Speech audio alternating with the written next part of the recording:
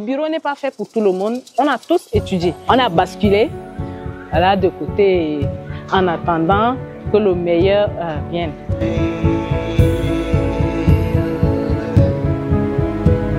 L'entrepreneuriat au Tchad est un véritable parcours du combattant. Dans un environnement où l'accès au financement est limité et où les infrastructures sont souvent insuffisantes, de nombreux jeunes Tchadiens se lancent malgré tout dans l'aventure entrepreneuriale. Leur bravoure est remarquable. Ils font preuve d'une détermination sans faillite, d'un esprit d'initiative et d'une capacité de résilience qui force l'admiration. Ces jeunes, par leur courage et leur persévérance, démontrent que même dans les conditions les plus difficiles, il est possible de créer et de bâtir. Parmi ces jeunes entrepreneurs courageux, nous rencontrons aujourd'hui Mendiel Virginie. Moi, c'est Mendiel Virginie. Je suis une journaliste, communicante, entrepreneur, restauratrice. Je suis aussi membre d'une association de lutte contre les violences basées sur le genre. Une fois fini à l'université, j'ai d'abord commencé à exercer mon métier du journalisme dans plusieurs médias.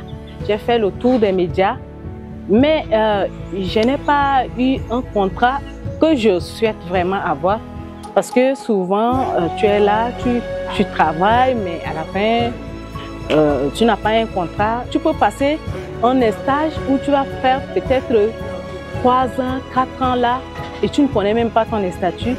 Tu es stagiaire ou bien tu es collaboratrice ou bien tu ne connais pas ton statut et on ne te paye pas. Vous voyez, non? Donc moi, à la fin de mes parcours dans quelques médias, je me suis assise là et j'ai pensé, j'ai dit mais attends, j'ai aussi un peu ce talent-là en matière de l'agroalimentaire. Pourquoi ne pas créer un truc parallèle à côté pour trouver de l'argent et poursuivre mon activité de journalisme? Alors c'était comme ça, en 2020, pendant le coronavirus, j'ai commencé à lancer petit à petit à la maison la fabrication des croquettes, des amuse-gueules dont je livrais dans les bureaux. Moi-même, je déplace et je livre. Et petit à petit, j'ai évolué, j'ai commencé à faire des plats emportés à la maison. Et à chaque fois que je livre, on me propose pourquoi ne pas ouvrir un restaurant, pourquoi ne pas ouvrir. Et j'ai jugé utile d'ouvrir un restaurant à proximité de là où beaucoup travaillent, tous mes clients travaillent là en ville.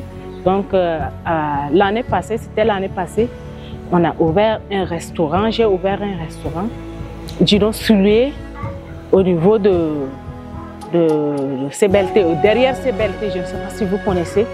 Voilà, donc le restaurant était là-bas.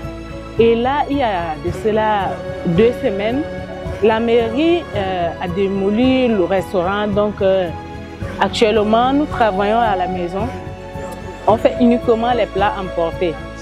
Leur force réside dans leur volonté de se prendre en charge, de ne pas attendre que les solutions viennent de l'extérieur, mais de les créer eux-mêmes. Ils sont les héros de notre temps, ceux qui, contre vents et marées, refusent de se laisser abattre par les obstacles. Leur bravoure est une source d'inspiration pour tous, rappelant que la ténacité et la passion peuvent transformer n'importe quel rêve en réalité.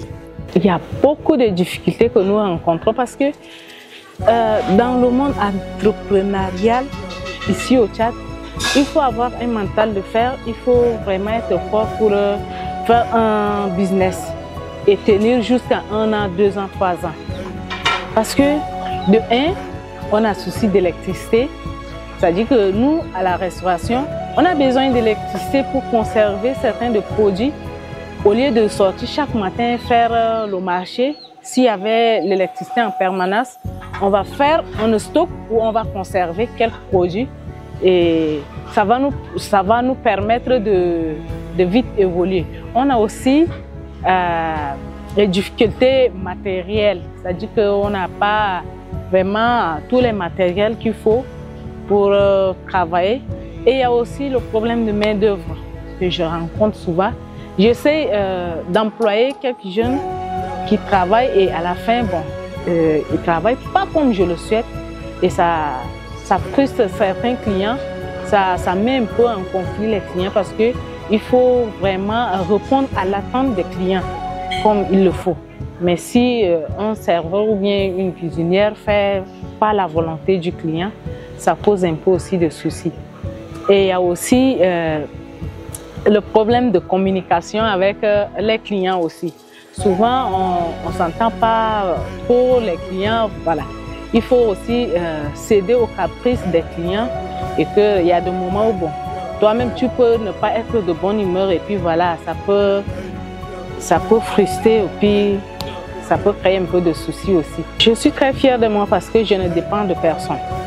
Je suis très fière de moi actuellement parce que grâce à ce petit business que j'ai lancé il y a quelques années, ça me permet de subvenir aux besoins, mes besoins personnels. C'est-à-dire que quand j'ai quelque chose à faire, je n'ai pas besoin d'aller demander de l'argent à qui que ce soit pour réaliser un truc ou bien des assistances sociales et autres. Je n'ai pas besoin d'aller demander de l'argent à mon mari, à ma maman ou bien à qui que ce soit.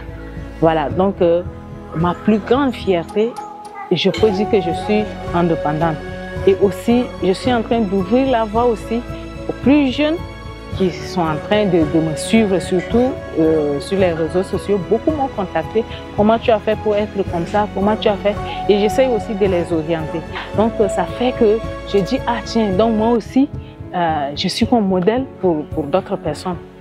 Donc voilà, c'est ce qui me rend fière aujourd'hui. Bon, aux jeunes, moi, beaucoup m'ont déjà contacté, comme je vous ai dit au début. Beaucoup de jeunes m'ont contacté et je leur conseille que dans cette vie, il ne faut pas hésiter de faire quoi que ce soit. Quel que soit ce que les gens vont dire, quel que soit ce que la société va dire de ton business ou bien la société va te juger, mais il ne faut jamais hésiter de te lancer dans un business qui te tient vraiment à cœur. C'est-à-dire que si tu restes comme ça et que tu penses que telle chose tu vas faire, que ça peut marcher, il faut te lancer là. Il faut toujours oser. Le bureau n'est pas fait pour tout le monde. On a tous étudié. On a basculé là de côté en attendant que le meilleur vienne. Mot de fin, merci d'être passé.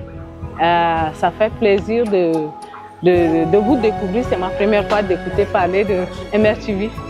Voilà, donc comme je vous ai dit, je suis journaliste. Il se pourrait que je vienne vous regagner dans votre rédaction d'ici quelques jours. Merci beaucoup.